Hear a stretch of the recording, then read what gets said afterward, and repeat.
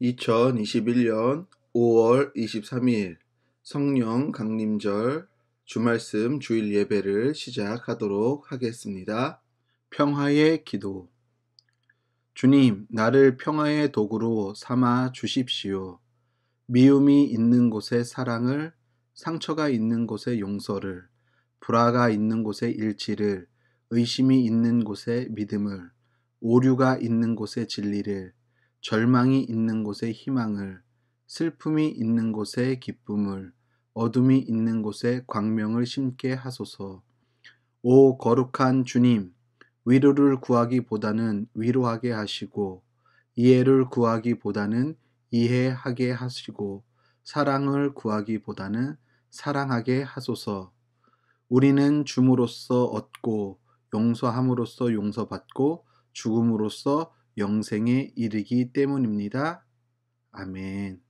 교동문 135번 성령 강림 1번입니다.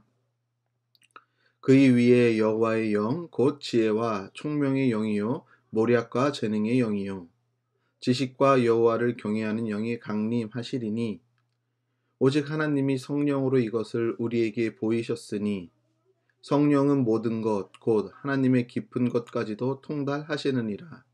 내가 아버지께 구하겠으니 그가 또 다른 보혜사를 너희에게 주사 영원토록 너희와 함께 있게 하리니 그는 진리의 영이라. 보혜사 곧 아버지께서 내 이름으로 보내실 성령 그가 너희에게 모든 것을 가르치고 내가 너희에게 말한 모든 것을 생각나게 하리라. 오직 성령이 너희에게 임하시면 너희가 권능을 받고 예루살렘과 온 유다와 사마리아와 땅끝까지 이르러 내 증인이 되리라 하시니라. 아멘. 다 함께 찬송가 312장 찬송 부르도록 하겠습니다.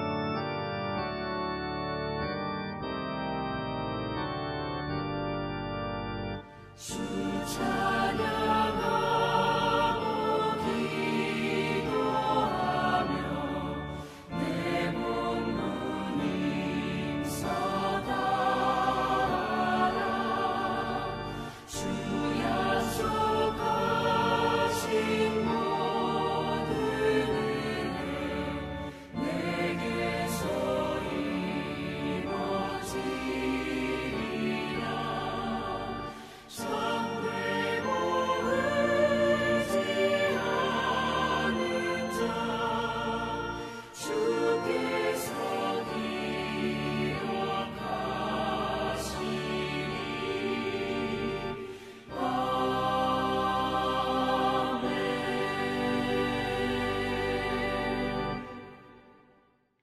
공동 기도합니다.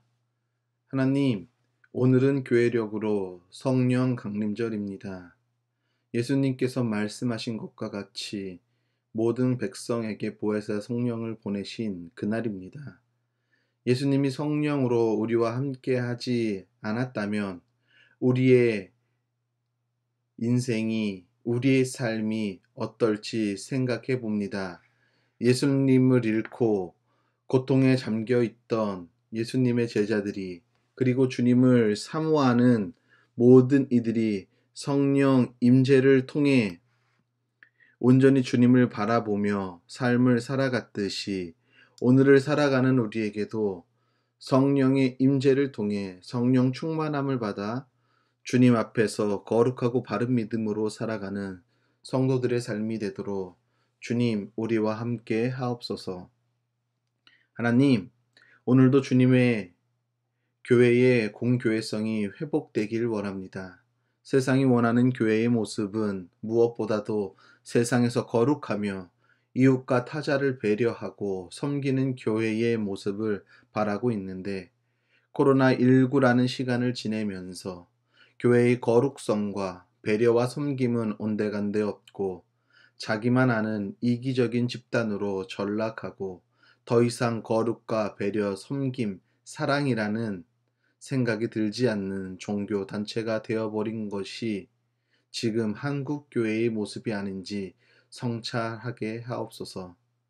다시 교회가 주님의 말씀과 뜻을 따라 교회의 거룩성을 회복하고 이웃을 사랑으로 섬기고 배려함으로 주님이 원하시는 건강한 교회의 모습으로 변모하게 하옵소서.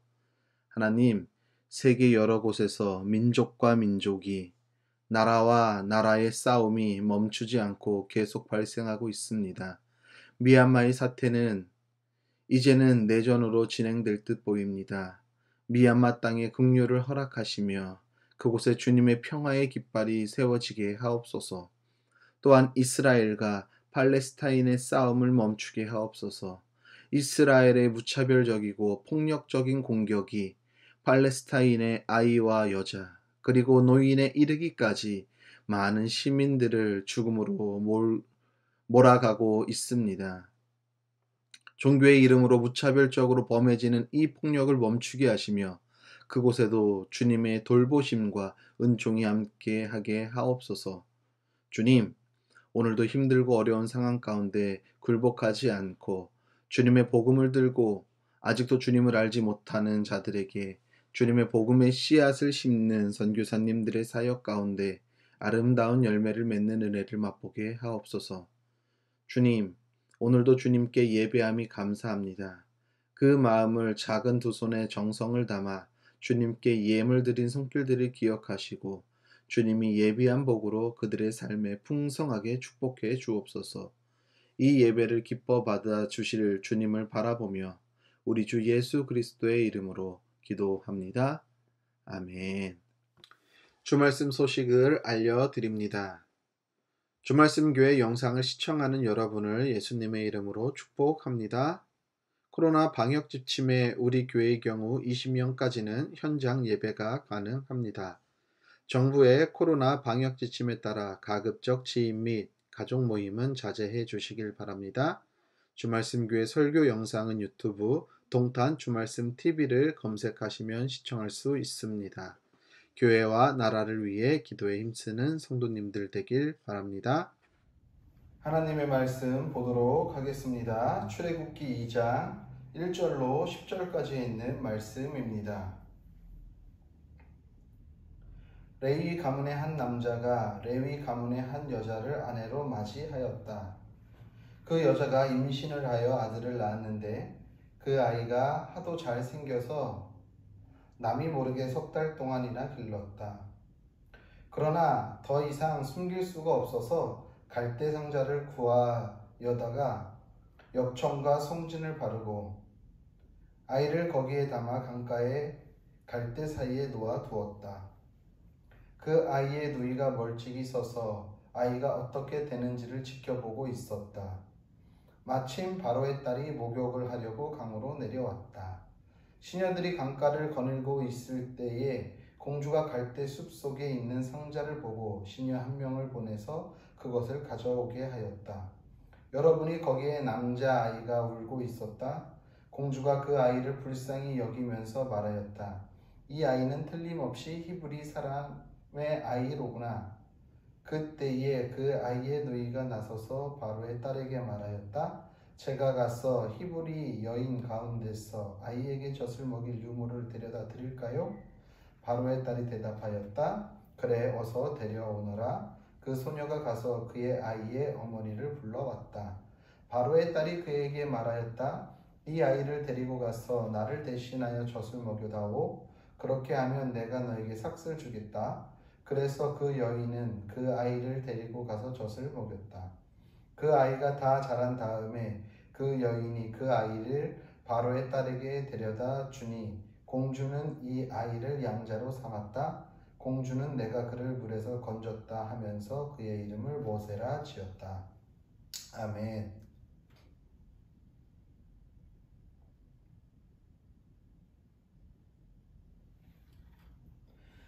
하나님 우리 아버지와 주 예수 그리스도께서 내려주시는 은혜와 평화가 여러분에게 있길 빕니다.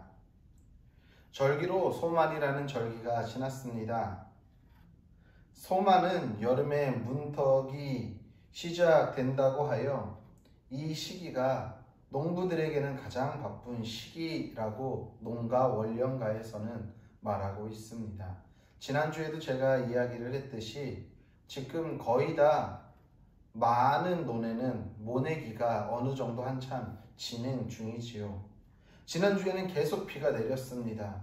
아마도 비가 계속 왔기 때문에 논에다가 물을 대는 수고로움도 많이 덜어졌을 것입니다. 그래서 농부들에게는 그 비가 참으로 반가운 비였을 것이라는 생각이 듭니다. 우리의 무뎌진 마음을 쟁기질하고 잘 갈아 믿음의 씨앗을 뿌리고 영혼의 단비를 흠뻑 받아 우리에게 심은 그 믿음의 씨앗이 올해에는 더 아름답게 성장할 수 있는 시기를 절기를 보냈으면 좋겠다라는 그런 다짐과 바람을 해봅니다. 오늘 우리가 함께 읽은 본문 말씀 너무나도 잘 아는 말씀입니다. 혹시 여러분 애니메이션 중에 이집트 왕자라는 애니메이션을 보신 적이 있으십니까? 이 영화는요, 오늘 우리가 함께 읽은 이 모세에 관한 이야기를 영화 애니메이션으로 만든 것입니다. 이 영화를 보면은요, 모세의 어머니죠, 요게벳과 모세의 누이 미리암, 아마 성경 주석학자는 미리암의 나이를 10살에서 12살 정도로 생각하고 있습니다. 그리고 모세의 형, 우리가 잘 알고 있지만 모세와 형 아론의 나이 차이가 4살이니까 이때 당시에 모세가 3개월 됐으니까 형 아론은 4살 정도 됐겠죠. 그렇게 해서 그 이집트 왕자라는 애니메이션에는요, 그때 바로가 이스라엘에서 남아 제한 정책을 펴고 있었기 때문에 그때 당시에 태어났던 남자 아이들은 모두 다 나일강에다가 던져서 죽음을 맞이하게끔 했다는 것이죠. 모세도 거기에서 예외가 될 수는 없었습니다. 그래서 애굽 군사들의 눈을 피해 요게벳과 미리암과 아론이 모세를 데리고 나일 강가에 와서 갈대 상자에다 모세를 놓고 입을 맞추고 갈대 상자를 덮고 나일강에 흘려보내는 장면이 이집트 왕자라는 영화에서 나옵니다. 오늘 우리가 함께 읽은 말씀을 보면은 오늘 우리가 세 번역으로 읽었는데요. 세 번역은 그래도 개역개정보다는 조금 더 리얼하고 생동감이 있게 느껴집니다.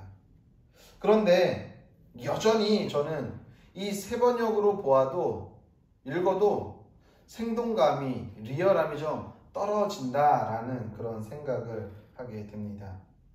생동감과 오늘의 본문의 말씀이 확실히 우리의 머릿속에 내리의 그림처럼 그려지길 원하신다면은 아마 유튜브나 혹은 포털 검색창에 요게벳의 노래라고 검색을 하시고, 그리고 이집트 왕자 애니메이션에다가 요게벳의 노래를 얹혀놓은 영상들을 쉽게 찾아보실 수 있을 것입니다.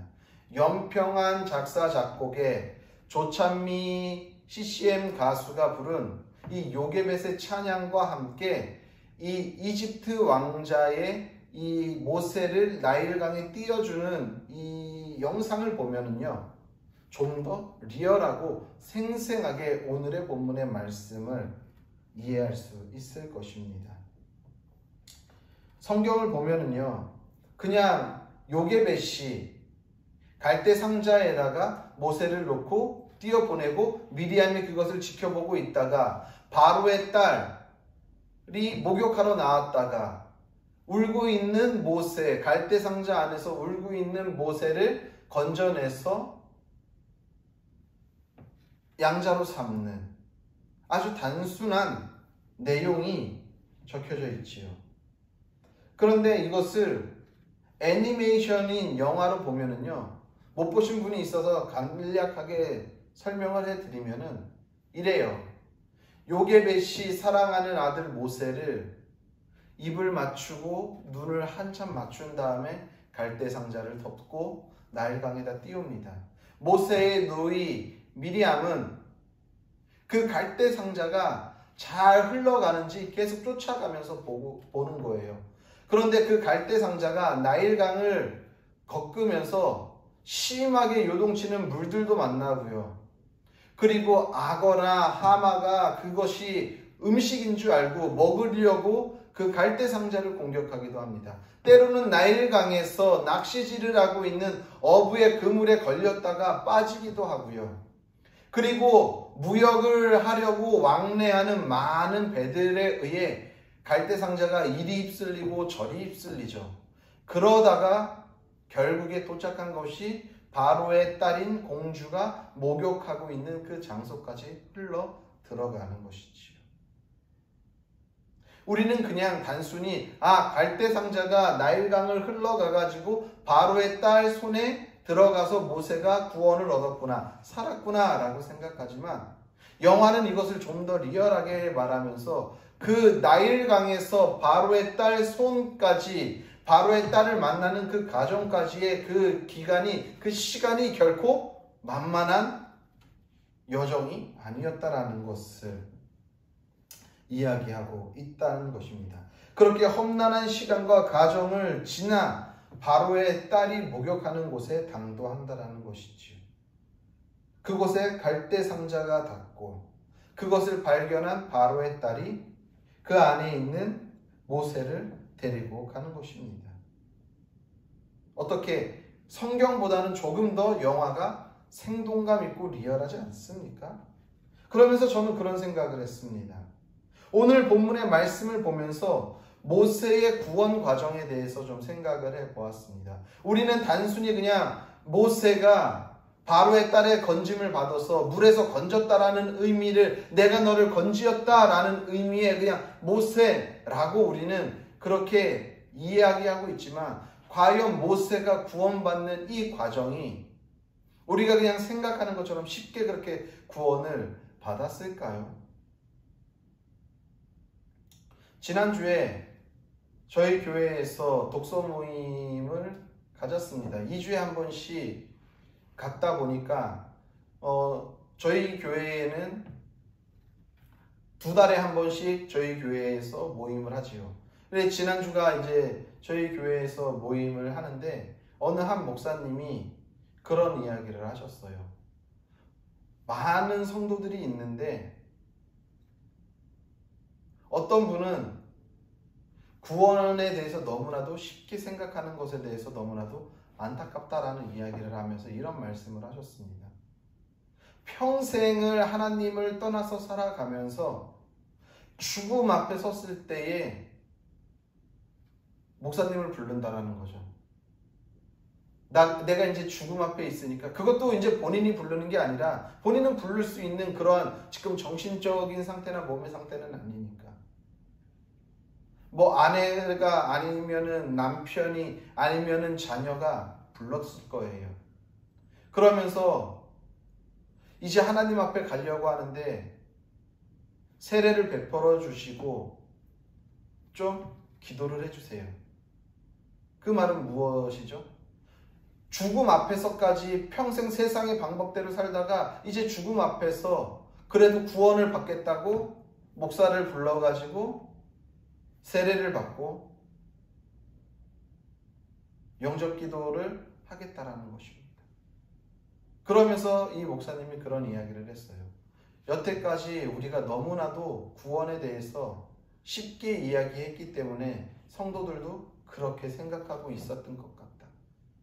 너무나도 우리가 값싼 은혜를 보네포 목사님이 말한 것과 같이 값싼 은혜를 교회들이 팔았기 때문에 너무나도 쉽게 생각하는 것 같다라는 이야기를 했습니다.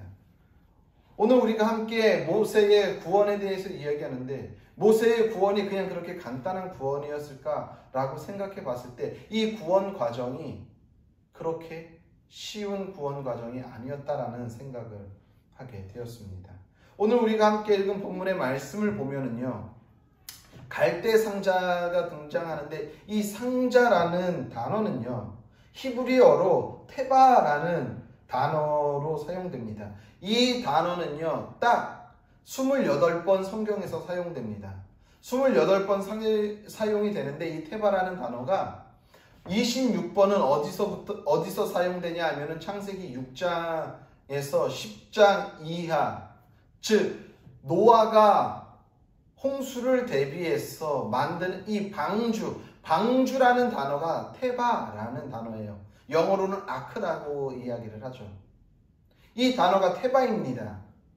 그리고 26번이 그렇게 사용되고 28번 중에 2번이 오늘 갈대 상자 할 때 이 상자라는 단어를 또 이 테바라는 단어로 사용한다는 것이죠.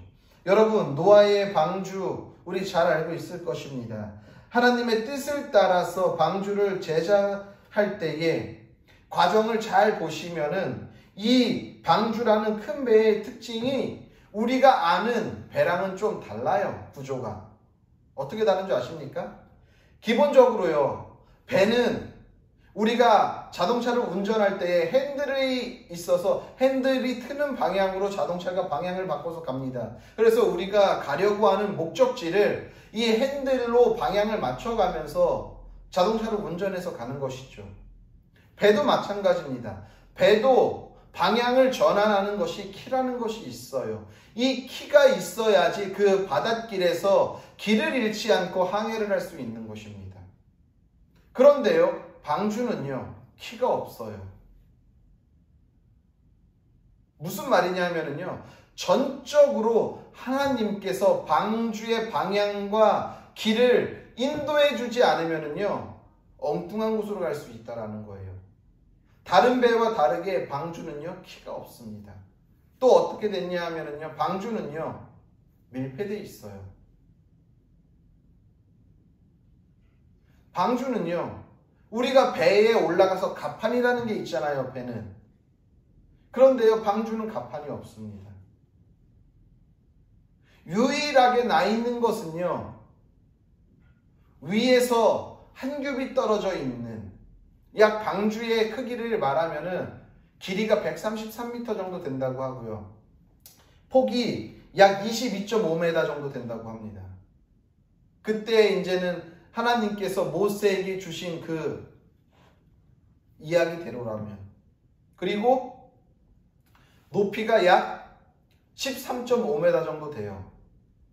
이것이 한 규빗이 약 46cm 정도라고 가정하면은 그 정도 단위라고 이야기를 하니까, 그러면은 방주 같은 경우에는 자그마한 문을 하나 내는데 그게 뭐냐면은 위에서 한 규빗 밑에 진다가 자그마한 구멍을 하나 내는 거예요. 창을 내는 거예요. 즉 13.5m에서 약 46cm, 50cm 정도 떨어진 데면 13m, 거의 꼭대기 있는 데다가 겨우 자그맣게 구멍 하나 내는 거나 마찬가지인 거죠.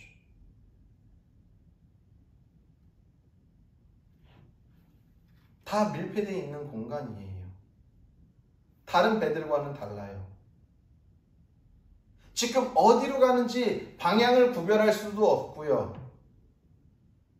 그리고 이게 어디로 흘러가는지 조정할 수도 없는 거예요. 순전히 방주는요, 하나님이 이끄시는 것을 신뢰하지 못하면요, 그 방주 안에 있을 수가 없는 것이죠.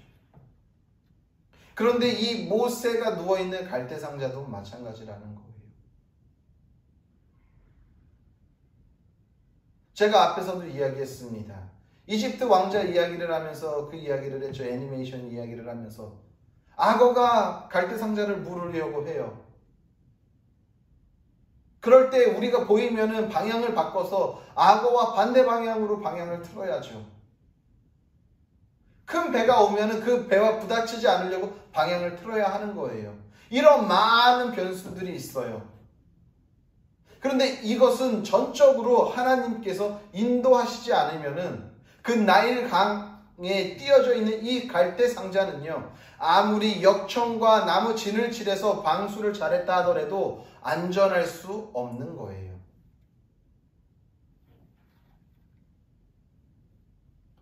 그래서 갈대 상자도 방주와 동일한 원리로 만들어졌겠죠. 그래서 상자라는 단어를 노아의 방주에서 사용한 단어와 동일한 단어를 사용했을 것이라는 생각이 듭니다. 어쨌거나 저는 지금 모세가 갈대 상자 안에서 나일강을 따라 바로의 딸에게 가기까지 구원을 얻기 위한 과정을 보면서 생각한 것은요, 제가 지난주에도 말씀드렸지만 이집트는 세상이라고 했어요. 세상에 있는 이 나일강의 물, 세상의 물들이, 세상의 것들이 우리를 계속해서 위협하는 거예요. 구원받은 백성으로 살아가지 못하도록 우리를 계속 위협하는 거죠. 때로는 나일강의 그 어마어마한 물들이 계속해서 갈대 상자 안으로 침투하려고 계속해서 갈대 상자를 적시죠. 때로는 악어와 같은, 때로는 하마와 같은 무시무시한 그 동물들이 갈대 상자를 삼키려고 하고 있고요. 때로는 어부의 낚싯줄에 걸려서, 때로는 큰 배들의 위협으로부터 계속해서 세상은 우리들에게 구원받은 성도로 살아가지 못하도록 악한 영은 계속해서 우리들을 세상의 것으로, 세상의 환경과 상황으로 내몰고 있다는 것입니다. 그런 험난한 과정을 보면서 이게 오늘 구원받은 백성으로 살아가고자 하는 우리들의 삶 가운데에도 이러한 삶의 여정이 있지 않을까라는 생각을 했다는 것입니다.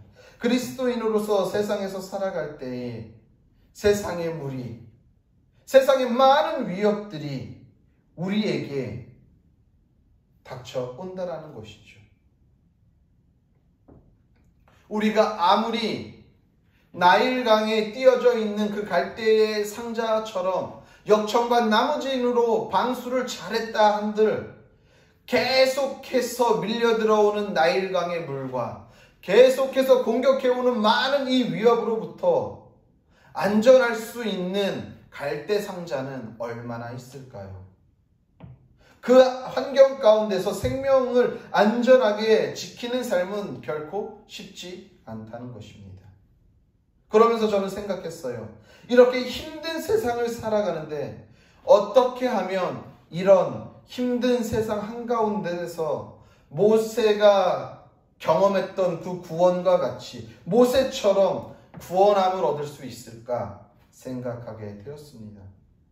어떻게 하면 이런 세상에서 구원받을 수 있을까요? 세상은 계속해서 우리를 삼키려고 합니다. 그런 삶에서 어떻게 벗어나 세상으로부터 우리의 삶을, 인생을 안전하며 구원받을 수 있을까요? 그러면서 저는 그런 생각을 했어요. 아무리 역청과 나무신을 치댄다 하더라도 계속되는 그 공격에 갈대 상자가 이 역청과 나무진만으로는 부족하다라는 생각을 하게 되었습니다. 무슨 말이냐 하면은요, 역청과 나무진은 무엇일까요? 오늘로 말하면 저는 하나님의 말씀이라고 생각합니다. 하나님 앞에 살아가는 신앙인의 모습이라고 생각을 해요. 말씀을 붙잡고. 그런데 여러분, 말씀만 붙잡고 살아가는데 여러분들 넘어지지 않습니까? 넘어지잖아요. 그렇다고 해서 말씀이 불완전하기 때문일까요? 아니에요. 저는 이런 생각을 했어요. 말씀은 완전하죠. 그런데 여전히 거기에 하나 더 필요한 것이 있다라는 생각이 들었어요. 그것은 무슨 말이냐 하면은요, 바로 울음이라는 것이었습니다. 울음.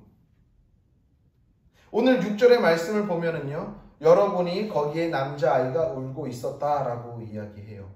히브리 원어 성경을 보면은요, 여기에 생략된 단어가 있는데요, 제가 가끔 설교 시간에도 이야기했던 단어일 겁니다. 왜 힘내라는 감탄사가 생략되어 있어요. 이것은요, 하나님이 보게 하셨다라는 거예요. 그런데 보아라 라는 뜻을 가지고 있어요. 그러니까 이것을 다시 히브리 원어로 표현을 하면 이런 거예요. 그런데 보아라, 아기가 울고 있었다라는 거예요. 아기가 울고 있는 모습을 바로의 딸에게 하나님이 보여주셨다라는 것입니다. 즉, 하나님이 바로의 딸에게 보여준 거예요. 그 울고 있는 모세를요. 당시는요, 애굽의 통치자 투투모스라는 애굽의 왕 바로가 있었습니다. 투투모스 1세. 이 사람이 바로 남아사나 제한 정책을 펴가지고요, 당시에 모세가 태어날 때 당시에 모든 남자아이들은 다 죽이게끔 했어요. 아마도 아론과 모세의 나이 차이가 4살인 것으로 보아서 투토모스 1세가 아론이 태어날 때까지만 해도 남아사나 제한 정책은 펴지 않았었겠죠. 그런데 어쨌거나 모세가 태어날 때쯤 해가지고 이 남아사나 제한 정책으로 인해 가지고 이스라엘의 모든 남자들은 죽음을 면할 수밖에 없었어요. 모세도 예외는 아니었습니다. 그래서 아마도 나일강에서는 이 어린 아이들의 죽음이 일상생활이었겠죠. 어떤 사람은 오늘 요게벳과 같이 갈대 상자에다가 아들을 띄어보내서 누군가의 손에, 애국 백성의 누군가의 손에, 혹은 이렇게 바로의 딸과 같은 높은 고위공직자의 양자로 들어갈 수 있는 은총을 입을 수도 있었겠지만, 대부분의 아이들은 그러한 은혜를, 은총을 누릴 수가 없었겠지요.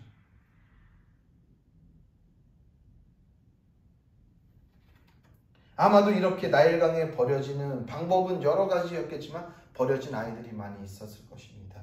그 중에서 모세와 같은 확률이 얼마나 있을까요? 하늘에서 벼락 맞을 만큼의 확률일까요? 아니면 로또가 당첨될 정도의 확률일까요? 아마도 그거보다도 그 확률은 더 적을 거예요. 그것도 3개월 된 어린아이가 살아남는다는 것은 불가능한 일이지요.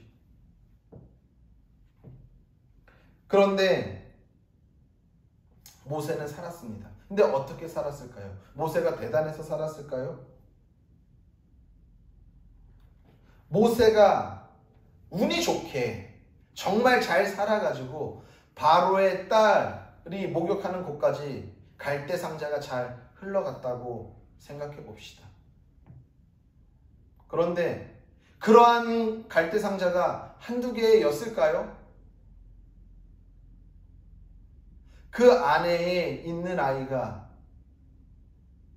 아마도 오늘 모세와 같이 울지 않았다고 한다면 그 갈대 상자는 아마 바로의 딸도 그냥 지나쳤을 거예요. 왜? 당시에 이스라엘 백성들이 어떻게든 자식을 살려보려고 다 그런 방법을 썼었을 테니까, 너무나도 흔한 거였으니까 그것에 대해 관심이 없었을 거예요. 그런데 어딘가에 아이의 울음소리가 들리니 그 울음소리를 찾아가서 그 갈대 상자를 열어봤겠죠. 저는 그러면서 그런 생각을 했습니다.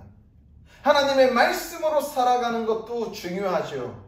무엇보다도 제일 먼저 하나님의 말씀으로 살아가야죠. 그런데 거기에 더 중요한 것은, 거기에 하나 더 첨부되어야 할 것은, 거기에 더 하나 결합되어야 할 것은 바로 울음이라는 것입니다. 3개월짜리 아이가 할 수 있는 게 무엇일까요? 자기가 최선을 다해서 나 여기에 살아있어요 라고 외칠 수 있는 유일한 방법은요, 목 놓아 목이 터지도록 우는 것밖에 없어요. 모세는 하나님의 도우심으로 그곳까지 흘러갔지만 그곳에서 본인이 최선을 다한 거예요. 본인이 할 수 있는 최선. 목소리를 높여 우는 것이죠. 즉 세상의 공격으로부터 구원받을 수 있는 것은요, 하나님 편에서 주신 말씀을 붙잡고 살아가지만 내 편에서 최선을 다해야 하는 거예요. 그냥 내가 교회에 나온 것으로, 내가 말씀 읽은 것으로 나는 구원받은 성도야, 구원받은 백성이야 라고 하는 것이 아니라, 내가 오늘도 구원받은 백성이라고 한다면, 성도라고 한다면은 오늘 하나님 앞에서 말씀을 붙잡고 내 삶에서, 내 삶이 나일강에서 나온 그러한 공격과 같은 여러 가지 상황에서라도 울면서라도 주님을 놓치지 않으려고 발버둥 칠 때만이 온전한 구원을 이룰 수 있다라는 것입니다.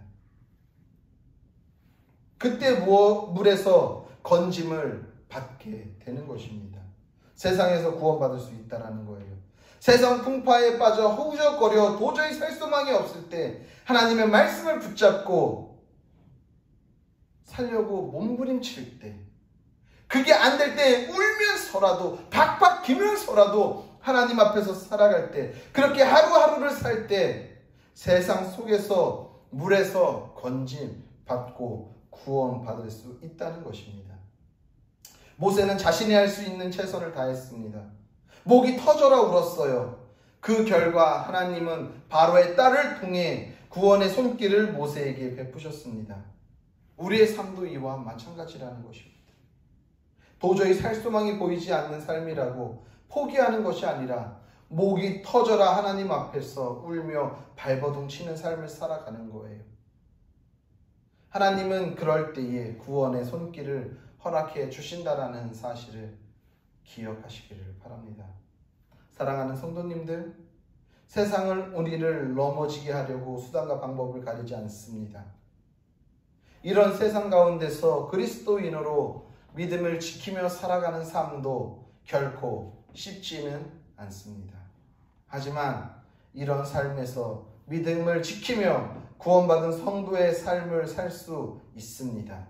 그 길은요, 오늘 모세가 우리에게 보여줬듯이 하나님의 말씀으로 우리의 삶을 무장하고 말씀대로 살아가려고 몸부림치며 울며 주님 앞으로 나아갈 때, 주님은 세상의 한가운데 빠져 허우적대는 우리를 구원의 손을 통해 우리를 건져주신다라는 사실을 기억하시기를 바랍니다.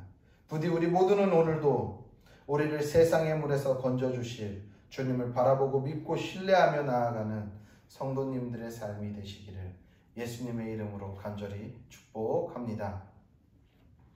기도하겠습니다. 주님, 오늘도 우리가 이 세상 풍파에서 살아날 수 있고 구원받을 수 있는 것은 하나님의 말씀을 붙잡고 오늘도 내가 그 말씀을 살아내려고 나의 삶에 최선을 다하며 울면서 주님 앞에 가는 삶임을 보게 됩니다. 오늘도 우리가 이 삶을 포기하지 않고 계속해서 주님 앞에 거룩한 백성으로 나아가 주님 앞에 구원받은 성도 되게 하여 주옵소서.